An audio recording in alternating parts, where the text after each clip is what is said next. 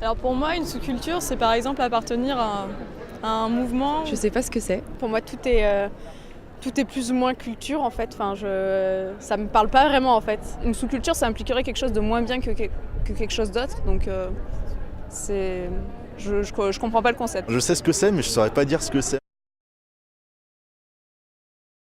C'est pas assez voyant. J'ai déjà remarqué qu'il y avait beaucoup de groupes politiques qui sont un peu de partout dans la fac. J'ai remarqué surtout qu'il y avait des projets communistes, des revendications politiques. Il n'y a pas vraiment de communauté au sens, oui, comme aux États-Unis par exemple.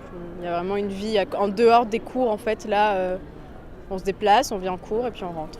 Pour moi, il n'y a pas de sous-culture vraiment parce que dans le contexte de la fac, chacun vient avec son histoire propre, sa culture, ses habitudes, ses amis, sa façon de vivre. Et justement, c'est ce mélange qui permet de créer après une culture générale.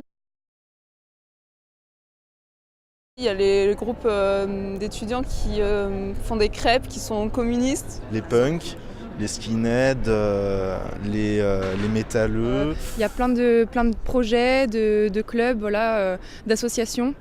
Et voilà, je suis moi-même en train de créer une association d'art de rue avec des amis d'art du spectacle. Avec des tags des fois, ouais.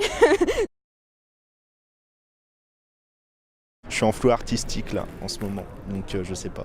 Je pense pas vraiment appartenir à une culture à la fac, dans le sens où je viens, je repars et je vis pas l'expérience de la fac comme ça peut se vivre aux États-Unis où tu as vraiment toute une vie dans le campus. Je suis plutôt dans la masse, dans le sens où je me différencie pas vraiment. Je parle vestimentairement parlant, mais aussi par mes activités. Il n'y a vraiment aucune culture qui se démarque dans notre bâtiment, dans notre filière. En arrivant à la fac, on va dire que je suis dans la norme, une étudiante qui vient comme ça. Mais je cherche un peu mes idéologies.